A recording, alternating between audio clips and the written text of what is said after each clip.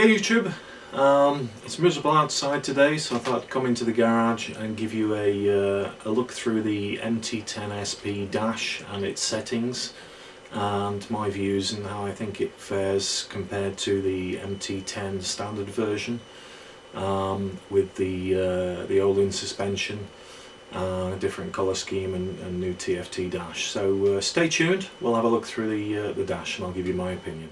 Thank you.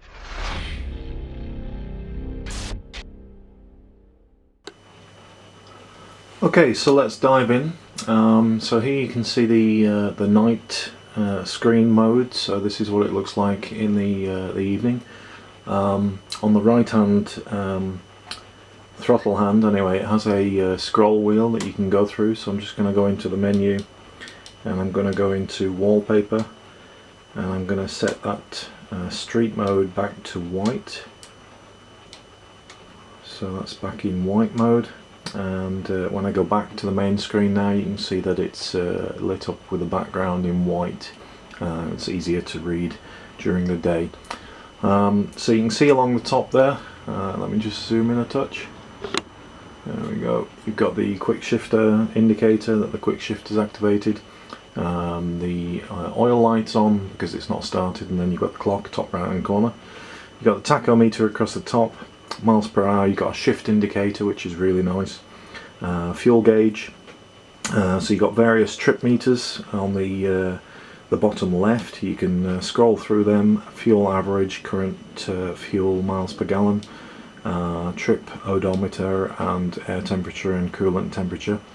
And then down on the bottom you've got modes. So you've got mode C, which is what I'm currently in. Which is running, by the way, all of these modes, power modes, traction controls and suspension settings are adjustable. The power mode, traction control and suspension settings are adjustable on the fly when you're moving, but the modes A, B, C and D are not. But you can customize these to whatever suits yourself. Basically on the C mode you can go down to B or A. As you can see, when I go to A, the power mode's changing to power 1, TCS, traction control 1 and M1 on the manual, that is, setting on the suspension. But you can change all of these. Go up to mode B. So I tend to ride in mode B or mode C, which I keep on power mode 2, traction control 2 and A1, which is automatic for the electronic suspension, so it sets the rebound and preload and everything. And then rain mode, I tend to use D, so I set that on power mode 3, so the throttle response is less responsive. The traction control is set on 3, and the suspension setting, I set that up to what I feel is right for myself. But you can change all of these in the other menu, which I'll drop it into now. Like I say, you can ride along. You can change the power modes down to 2 or 1. Basically, what the power modes do is, if it's in power mode 1, you would have on closed throttle 0% throttle, and then at about half throttle you'd have 100% of throttle available when you get to half throttle, so it accelerates quicker. When you put it on power mode 2, you'll have on power mode 2 closed throttle will be 0, and then about 75% throttle opening will be 100, and then power mode 3 you'll have 0 closed and 100% throttle when it's 100% open.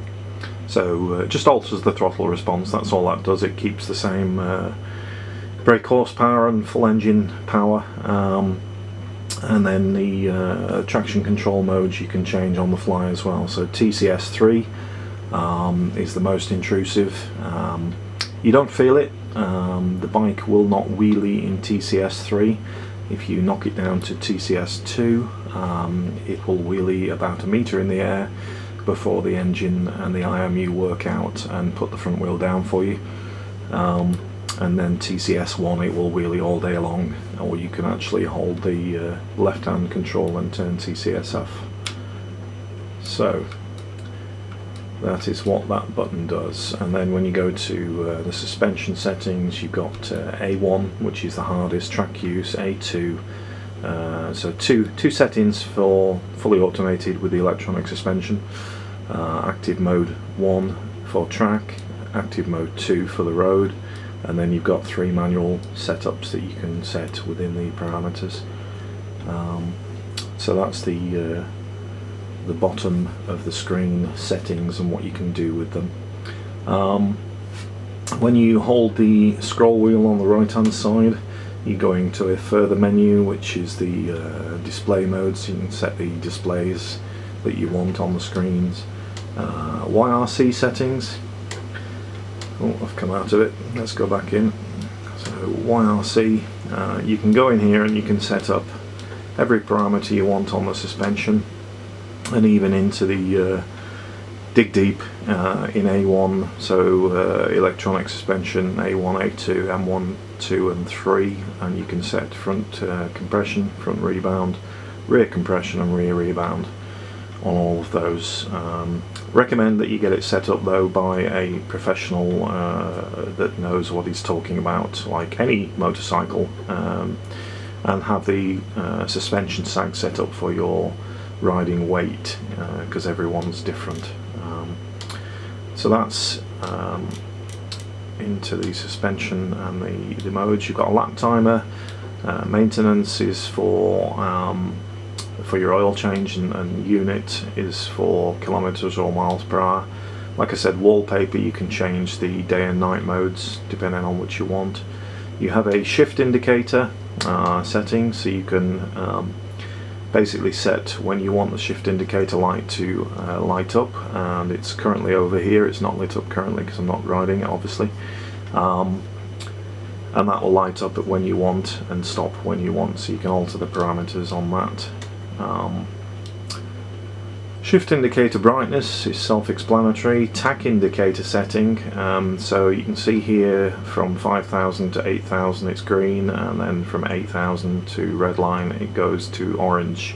You can also set up these the way you like them. I personally keep them at this, and when I get to the orange I change gear, or around the 7,500 RPM.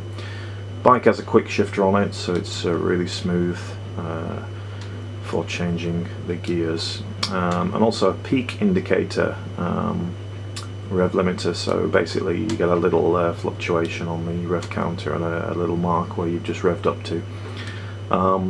Display settings, you can set all of those little displays with the tachometer and everything, and brightness, so you can turn the screen brightness up if you would like, and also set your clock, etc. So yeah, that's deep into the menu, and I've got it in currently, you can see that in night mode, so I'm just going to change that back to day mode, so that it is to the way I like it. So we'll go to white and then go back out, and actually because I'm in the garage it's picking up that it's too dark in here, so it's gone on to night mode, so it'll go to day mode as soon as I roll it out of the garage.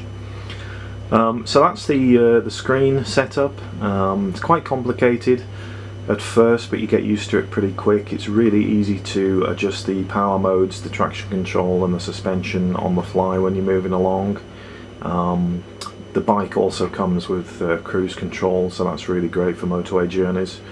Really easy to read and understand once you get used to it. Okay, so I hope that was useful. It's certainly nice to see an in-depth look at the dashboard and how it operates. The other things is do I think it's worth the extra £2,500 for the Öhlins active suspension, the nice paint job that it has, and also the TFT dash. For me it was. I haven't ridden a standard MT10, although the suspension's really firm and great on that model, so I believe.